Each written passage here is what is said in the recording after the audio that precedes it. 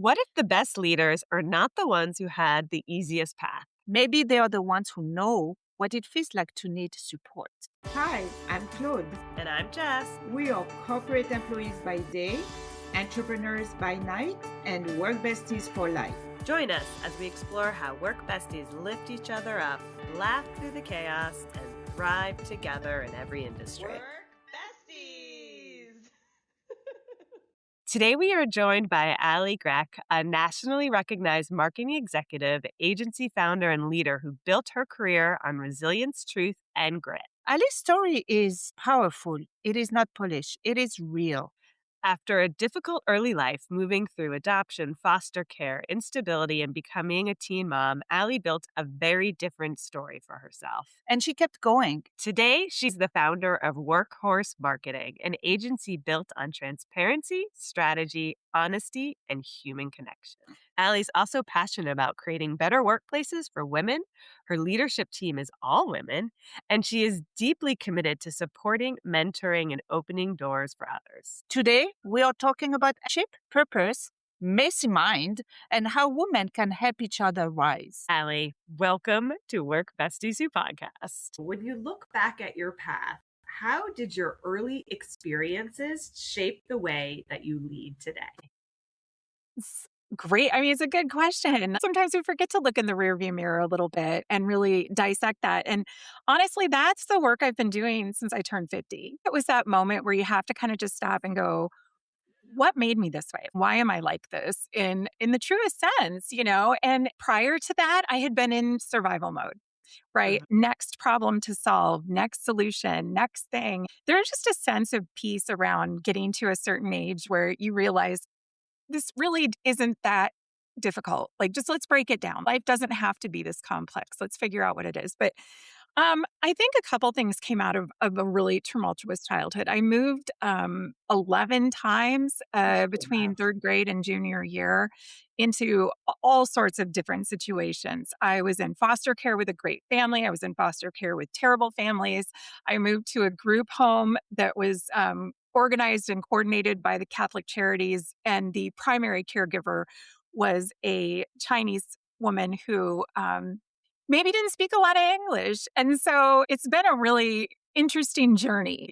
My mom used to say that I'm not an episode of Oprah, I'm a season. That ages me a little because that is when Oprah was still on regular daytime TV. But I think what really helped with having that kind of instability is the ability to very quickly adjust to whatever is going on around you.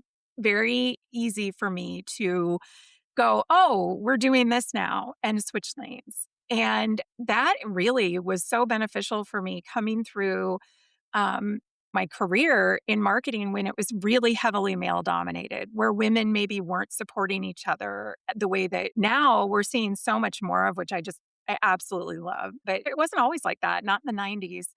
And that was definitely beneficial. Also, the wilder things get, the calmer I get. So crisis management probably would have been a good career choice for me. When the Red Cross gets called in, I should have been on that plan. But I just get this like weird sense of calm, like immediate solution-based vision for what needs to happen to move that needle. And that's a survival mode thing. It's also an ADHD thing where we can sit from up above and go, I've already played the whole game and you're still wondering which game to play. It's very powerful to have that sense of what could, go worse than it's already gone. We're fine. Everything will be fine.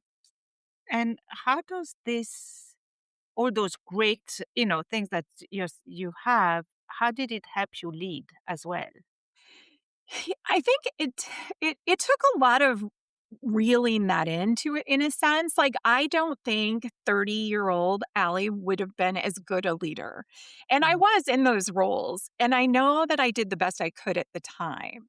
But the perspective now and we say this all the time, like, we're not saving lives. It's marketing. And thank goodness, like, I don't want to ever be in a position where someone's life depends on me. Of course, they depend on us from a financial aspect, and clients depend on us for, the best result.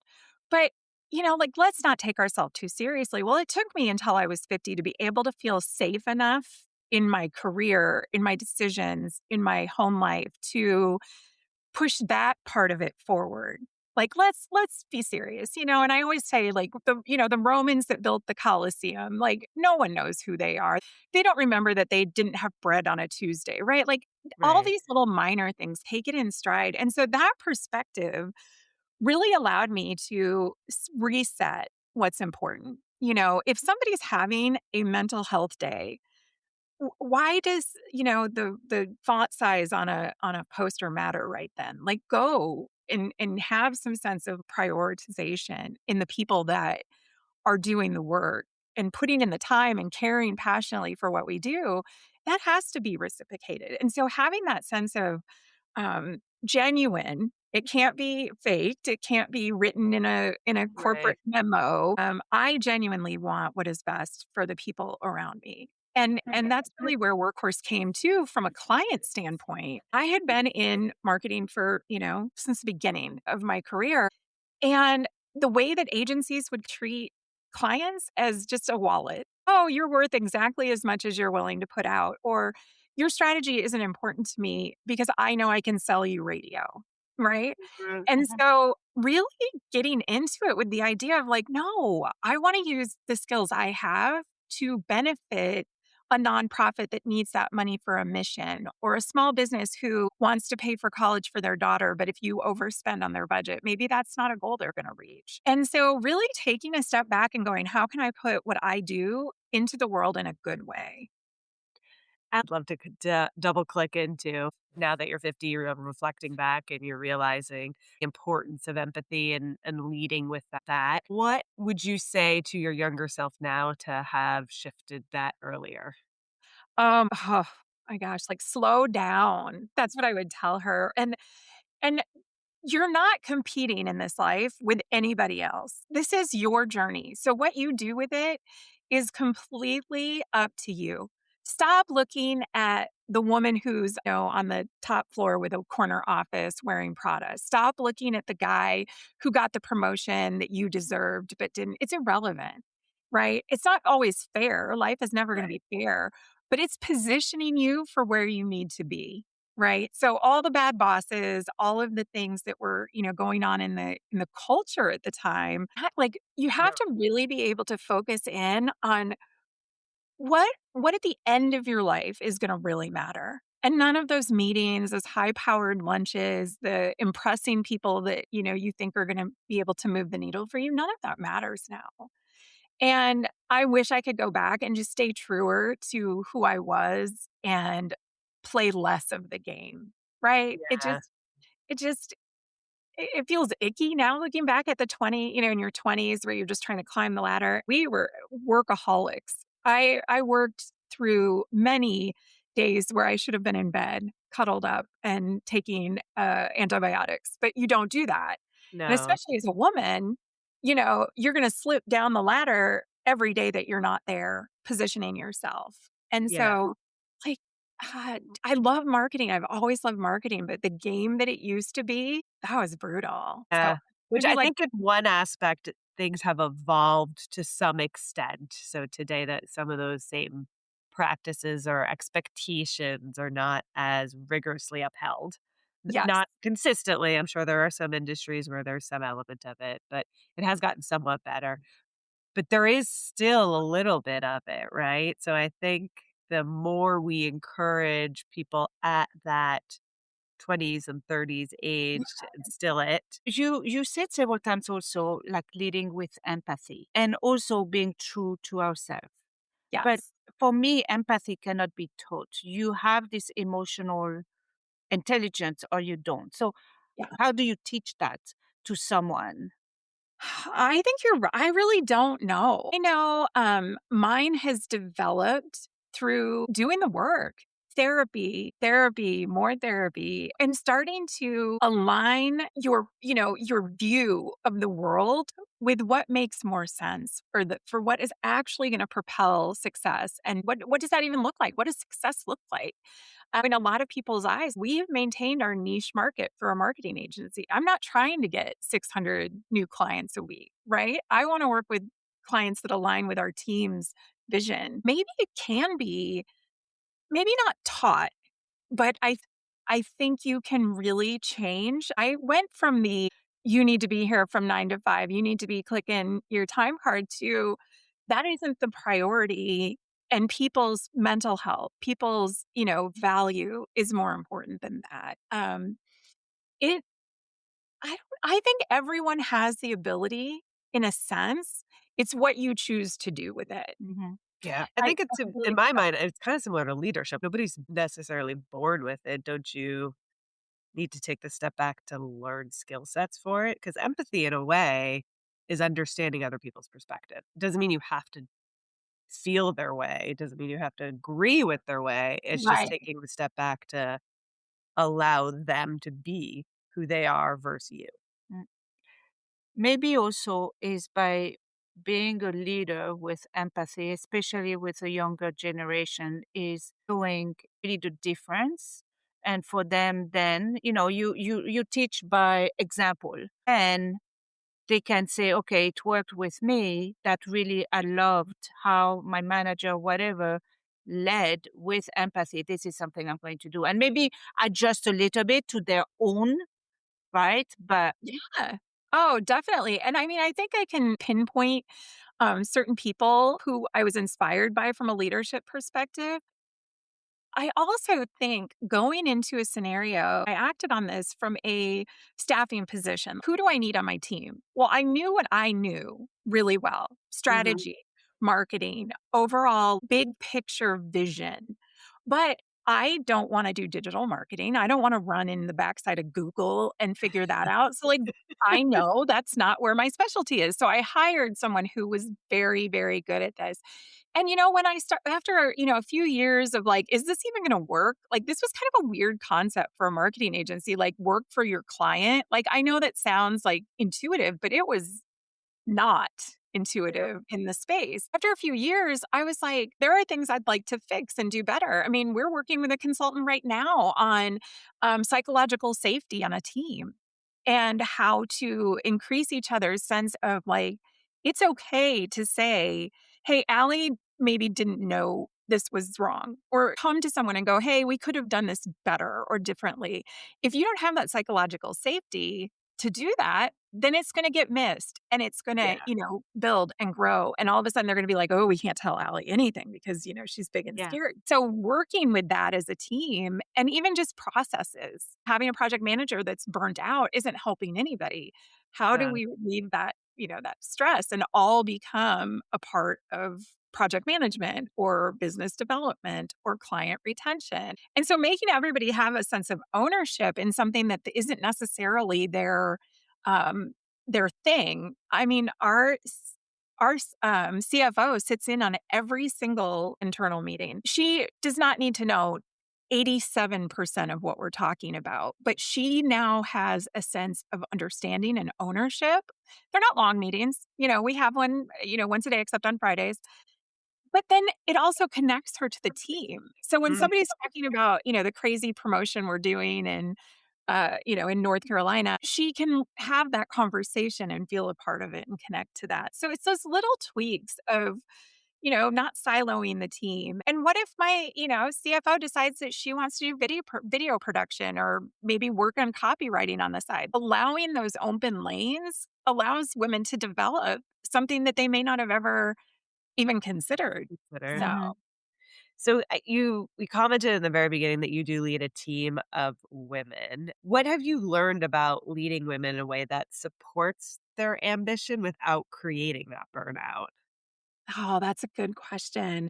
It's them seeing the effort that I am making to give them support in those spaces. If you have a therapy appointment at 2 in the afternoon, block it off. I expect you to prioritize that over whatever else is going on. And things like we'll take, extra days off on the front ends backs of holidays because those are stressful times with family. The day before Thanksgiving, the day after Thanksgiving, nobody's working. And if you've been around marketing, between Christmas and New Year's, you could just shoot a cannon through every office and nobody's there. So we try to keep those pretty fun and flexible. But I think really just setting the example of the imperfections, right? I don't put myself up on some pedestal and pretend like I have all the answers. I go to them with questions about how we could do things better, or bringing consultants in and saying, "Look, she's gonna center us." But yeah, I mean, it's a challenging thing because you're running in an emotional space, and that's okay.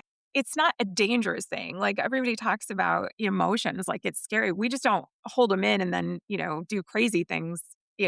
We get our emotions out and express that, but doing it in a healthy and productive way is really, important. And they need to know that it's okay. I mean, I have my therapy appointments visible on my calendar, so then they're like, at least like, oh, You're leading there's by no example. here. Yeah, there's no negative to it. Yeah, because I'm So still you learning every day is a new lesson.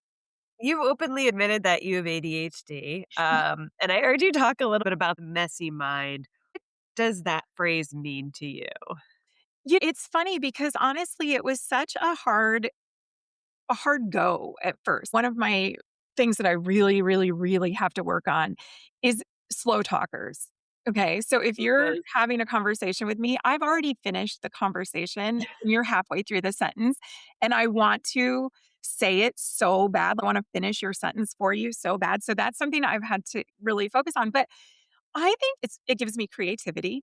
I never know what's going to pop into my head. Some of the campaigns that we've come up with, I am just so proud of because I think if you were in a really linear mind, it wouldn't even occur to you to do that, Mhm. and so, but it's been a burden and a blessing. You say you actually said something earlier that really inspired me with the leadership thing, right? Like leadership is the girl who stands up in the group project and just takes over. Well, I was bossy, right? So is that Yeah. a good thing or was that leadership as a kid? Is being the most vocal one in the room annoying to your teacher, or is it something we should be inspiring in young girls to be willing to stand up and give their opinion vocally? And I fought with that for years. Like people did not want to have an 8, 10, 12-year-old explain why they were wrong and, why your perspective is valid. So I think some of it is just learning how to use it in a productive way. Agreed. So I wanted to just focus a little bit more on the power of the messy mind. You hit on two things that definitely feel very authentic to me, where slow talking people, you have to remind yourself not to speed up the conversation and be done with it. I do that myself.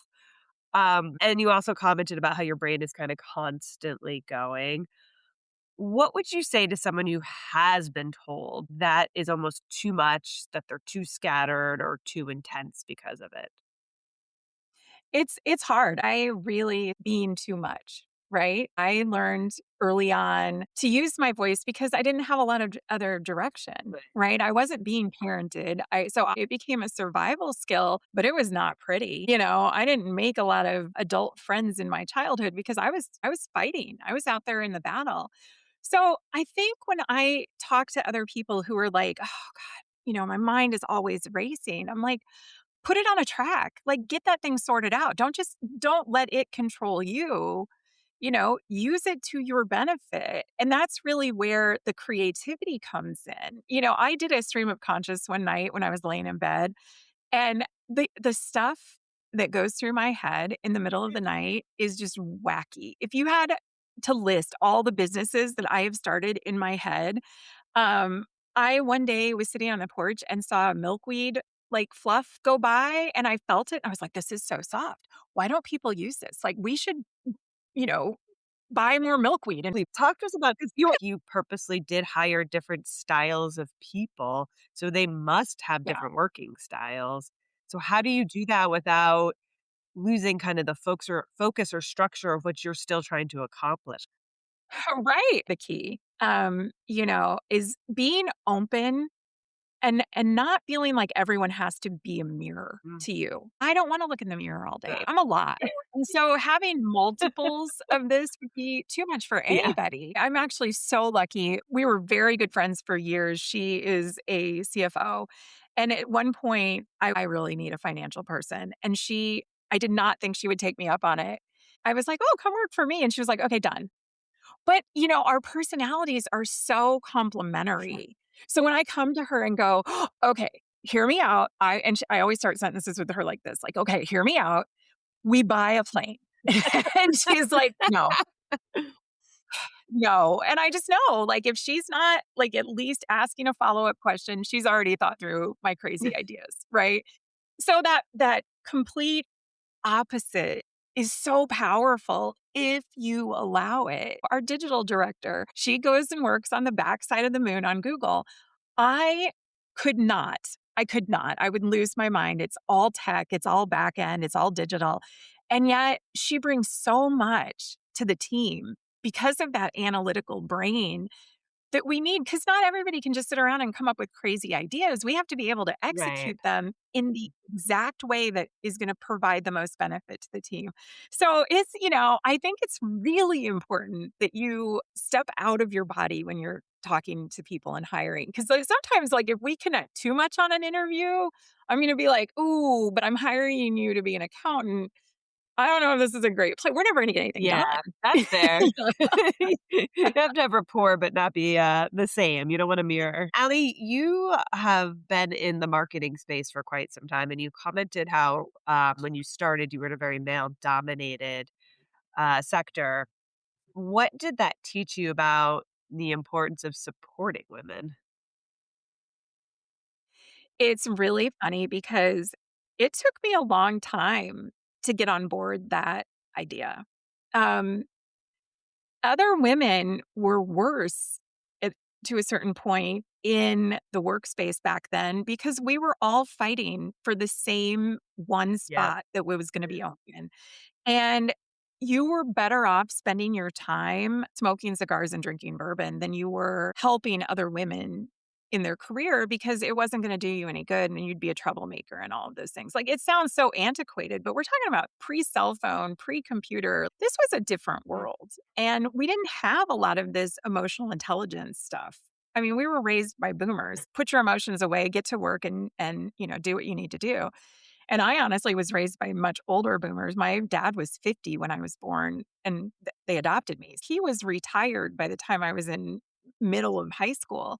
So that was it, work ethic, work, work, work. I wish I could go back and find a path to start being supportive to women Mhm. earlier. And I wish I could find a path where there had been more women who were encouraging me down this path. Um, it was unfortunate, and so I think I want to do it more now as, like, a mea culpa. Okay. Like, I am so sorry that younger Allie wasn't more, supportive. Now, by the time I was, in my mid-30s, things had started to change and develop, and we were doing that, and, I'm grateful for that, and I have had some good women along the way in leadership roles, but they were few and far between, very few and far between in my Mm. career. Eh, So you're saying you said earlier that you're trying now to do what at 30 you didn't have. So what kind of support do you think women really need to for them to be able to grow? I think it's a sense of willingness for someone to believe in them, that you can do this job, that you are the right person for this job. I think honesty, maybe when it's not the right role or position, we have to be able to say, "I love and respect you enough to tell you this isn't the right space for you." Um, and not making people feel bad about having human feelings, right. right? Like, Yes. giving them a sense of, like, it's okay to have a mental break once in a while. Like, we all need that. They all know that they can take a mental health day. They all know they can, that they're safe, that telling me that they're having a rough time with a family member is a safe thing to do. I could have No. never, you know, given that grace. So I think it's really just about if we're going to look back on our legacy, at the end of this journey, right? Like nobody's going to remember in 50 years what campaigns we did on a Tuesday. But if you can have that legacy mean that like someone took a path they weren't going to take and accelerated in it, or had been doing a job for a really long time and realized they hated it and didn't feel like they had a way out. Like if you can look back and go, I opened that pathway for somebody, like that's really all it's about. Yeah. I mean, doing something positive for the next generation. It's like when you plant a tree, you're giving shade to people you'll never meet. Yeah. Or when people build cathedrals. I always think about that when I'm in Europe. I'm a huge traveler. People who built these cathedrals never saw them finished. Some of them took hundreds of years. I mean, look at the one in Barcelona that was just completed after 246 years. Doing something now that will have no benefit to you in your lifetime, that's cool. One of the things that is so imperative and helpful in the work environment is having a rapport with people. So we're curious, do you have a work bestie? I mean, I kind of put my bestie in work with me when my friend Kim, she's my CFO, like I said, we had worked together prior. We have traveled internationally every year, basically, since 2014 together. wow. We have spent months abroad. I call her my wifey. So a shout out to my work wifey. Her and my husband actually were born on the same day. Funny. And it's universally the coolest thing that has ever happened to me. I trust her with my life. She knows my funeral plans. My husband doesn't. She knows where my bank accounts are. My husband doesn't. Bless him. He's the cutest. But we'll just let her take care of those things. Like, so I absolutely do. And I'm so grateful for it. And even if she quit, she would still have to stay wifey on. for sure. At least you're traveling. Yeah.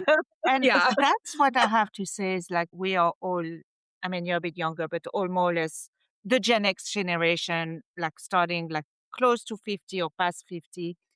And I think that it's really now that we think like friendship, woman friendship is more and more important. That's when you really realize how important it is for the support. It's not your husband, it's not your partner, whatever. It's really your girlfriend and how important it is to cherish them. Yeah, I would be lost. And I used to think you had to have a big group. And so I would like hoard, people and like have these big groups. I need like 6. Like you have to have like a little variety pack. But I have for years that I want the Golden Girl plan. I want like to go move in a house with my like God forbid. And honestly, my husband would do it too. He loves all my girlfriends. We do have one last question for you. If someone listening wants to become a more empathetic leader, mentor, or ally, where should they start this week? Step down. Like take everything that you know or think defines you and just set it down for a minute. And then look at it objectively. Is what you are at this moment how you want to be defined and described? If someone was giving your eulogy, are those the descriptors? And I'm honestly fine with mine. Like you don't have to like me. You don't have to find me funny, but those things still are very important to me. That I've made a life out of something that couldn't have been easy. But I sometimes have to still step down and go, are we there yet? Right? Are we doing the work? Are we living up to the taglines that we're preaching? If we write the book, are we living it? Well, it's very difficult. So I think taking the lens and being honest, you have to be honest. I own my imperfections now. Before it was really hard to say that this is my responsibility. And now I'm like, yeah, I've made mistakes. Like, anybody who can say they have it all figured out terrifies me a little bit. Yeah. No, don't trust them. No. Yeah, no, you're not being honest. Yeah. Like, and you actually said it to let them. I'm like, Yeah. Sure, buddy. Allie, how can people find you? they want to learn more? I love a LinkedIn moment. I'm the only Allie Grack in the world, so it's like really easy to find me on LinkedIn. But our main webpage for the business is teamworkhorse.com. There's a great little pop-up that comes up and says, "Hey, you want to hang out and chat?" Like I Okay. would love to connect. I'm actually kind of on a mission to find other women who went through the system. Okay. Um, as a child who have found their way through it. I think there's a story there that has not ever been told, Definitely. um, about how many we lost to that system. It was a difficult journey, so I would love to talk to other women about that. Oh, I love that. That's a great call to attention we will definitely keep in here and ensure I would people think about that. Allie, thank you. This was Yeah, so fun. I think I laughed more than anything. This was good. Life's too short to Yeah. not. I think that's me too, is you've gotta have fun with great. it. We just want to say thank you again. Thank you. And to all the work Thank you besties guys. out there, keep supporting each other. Thanks. When you look back at your path, how did your early experiences shape the way that you lead today? When you look back at your path, how did your early experiences shape the way that you lead today? When you look back at your path, how did your early experiences shape the way that you lead today? When you look back at your path, how did your early experiences shape the way that you lead today? When you look back at your path, how did your early experiences shape the way that you lead today? Remember, whether you're swapping snacks in the break room, rescuing each other from endless meetings, or just sending that perfectly timed meme, having a work bestie is like having your own personal hype squad. So keep lifting each other up, laughing through the chaos, and of course, thriving. Until next time, stay positive, stay productive, and don't forget to keep supporting each other.